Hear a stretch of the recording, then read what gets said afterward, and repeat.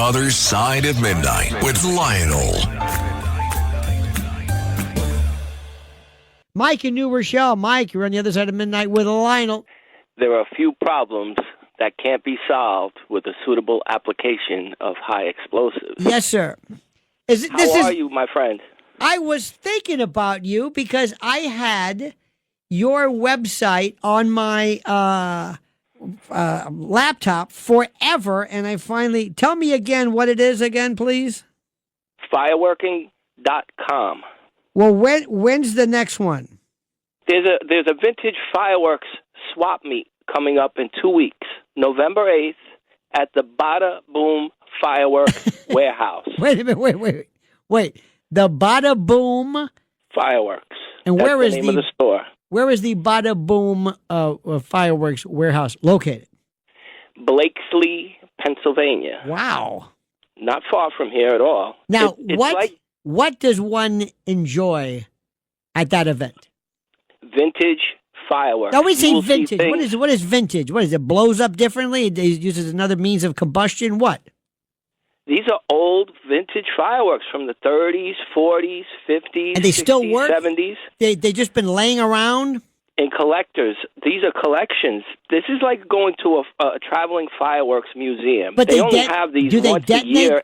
But do they detonate them? Do they detonate them? The collectors don't, but some people do.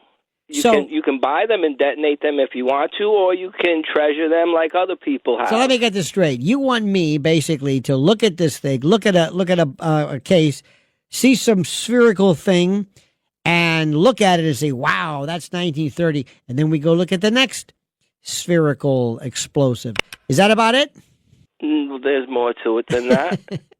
Now, these are old packs of firecrackers. When was the last time you had your hands on a brick of black cat? Don't I don't. Oh, now you're talking. And that, you know what I love, Mike? That powdery gray, the gunpowder. That what is that? That's flash powder. What is that? That's flash powder. Oh, it's wonderful. It's like powder. It's silky and it's God, yes. One of the most relaxing things in the world for me to do is mix flash powder. Why is that? Or not. Why is that? It's because I'm in a barn. I'm in Minnesota, one of the most peaceful places on earth, and I get to mix this dangerous, hazardous batch of chemicals together to produce a nice, audible sound when it's up in the air. That's our goal. But picture this: you're in a warehouse filled with fireworks. They serve coffee, cake, pastries, snacks. A quarter mile up the street is an Amish vegetable stand where they serve all kinds of fresh grocery stuff. And in a quarter mile the other way, there's a giant indoor flea market. So there's plenty of things in the area if you just don't want to see fireworks. But if you're into antique fireworks, here's an opportunity to see them. You won't see them very often. They're becoming more scarcer as time goes on. People absorb them into collections. But it's something to do. Well, there's something about, and I have all my life loved, not necessarily watching fireworks, but like I told you, when I was growing up in Florida, in the South, anybody who came through the Carolinas, not only did we have black hats, but these big bricks of black hats, but the greatest bottle rockets and Roman candles and cherry bombs and M80s, M1000s. It seems like during the Carolinas, there was absolutely no limit whatsoever. And the excitement of a kid lighting something and running away. I had a firecracker go off in my hand one time. Oh. And my fingernails turned black. And my hand vibrated for a while. But I love it. I had to sleep with my hand in a bowl of ice cubes on a few occasions. But everything you just mentioned, the M80s, the M1, cherry bombs, they're all on these tables and displays where you can purchase them if you wanted to. You could take them home, you could fondle them, put them under your pillow, you could throw them out your window, off your terrace, whatever you want to do with them. What does the law say about it as far as you know? As far as detonation of these things? Well, you got to abide by the New York State laws. I don't think they. But who's the hell? Who abides by any laws in this city anymore? And especially when it comes to fireworks, you think a cop is going to apprehend you for lighting a cherry bomb in front of your apartment building? Seriously, and I got to turn you on to these.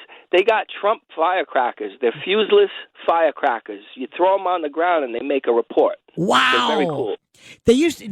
They sound like those little gray things with these spindling. You would throw them down and they would pop. They would exactly. These are called the adult snaps. Those are called snaps. These are called adult snaps. These have a louder. They got like 3 times the amount of stuff, and they're in a little cardboard casing that looks like a lady finger, but they're impressive. They're good for if you got kids under 10 years old, you want to keep them out of your hair 4th of July, you give them a couple boxes of those. They won't kill themselves as long as they're not stupid enough to eat them. And that wouldn't surprise me with some of the people today. But if you got good supervision, you could get away with that. I used to love when we would get a firecracker. We of course would say, "No, we're not going to do one. We'll tape a number of them together. Then we'll open them up and use the powder, and then eventually we'll take like an M80 and put a little weight on it or something. Use a slingshot, but the one that I thought was the sickest of them all was we had this guy in our neighborhood. He wasn't really right, and he took an M80. And his mother was into arts and crafts. She took a glue gun, and he covered it in glue and then rolled it in BBs and coated it with like shrapnel. I said, I'm getting out of here. This guy's not right. Yeah, anybody that's looking to do that isn't right, and you should avoid being around somebody that's looking to do that. Because if you get caught with that, they're going to tag you with an IED. I mean, we're doing this for fun. We're not looking to be terrorists. One time, somebody gave me. I was at an event years ago in radio. This guy came up and he had a sock. It looked like a tube sock or something. He says, "Here, this is for you." And he just, I didn't know his name. I don't know if it was drugs. Open it up. It was an artillery simulator. My God. Oh, yeah, it was. And I had a friend of mine who knew how to do it. And let me tell you something. I've never been the same since that was off. Hey, listen, my friend Mike, thank you, buddy. Thank you so much for your calls. This is Lionel with you on the other side of midnight. The Other Side of Midnight with Lionel on the Red Apple Podcast Network.